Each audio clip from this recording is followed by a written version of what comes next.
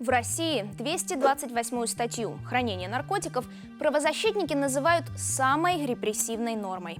По ней чаще всего дают реальные сроки даже тем, кого арестовывают впервые или у кого есть смягчающие обстоятельства. При этом арестовывают не всегда по делу, иногда наркотики могут подбросить. И волноваться об этом стоит не только людям, вступающим в конфликт с властью. Бывают случаи, когда наркотики подбрасывают с целью вымогательства взятки за закрытие дела, например. Ну или для улучшения статистики по борьбе с наркотиками.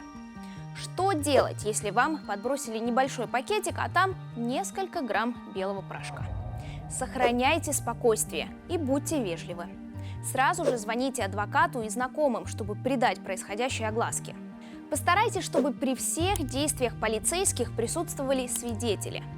Ни в коем случае не берите в руки пакетик с предполагаемыми наркотиками, чтобы не оставить там отпечатки пальцев. Даже если вас просят вывернуть карманы, пусть это делают полицейские. Требуйте экспертизы на наличие наркотических веществ в организме и на вашем теле, на руках или под ногтями, например. Во всех документах указывайте, что вы невиновны, а наркотики вам подбросили, и вы к ним не прикасались. Не оставляйте на бумагах пустого места.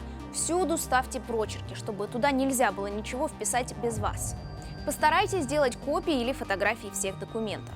Чтобы не было возможности подбросить вам наркотики, свои вещи показывайте только из рук, даже паспорт. И не откладывайте. Уже сейчас найдите адвоката и запишите его номер телефона. На всякий случай.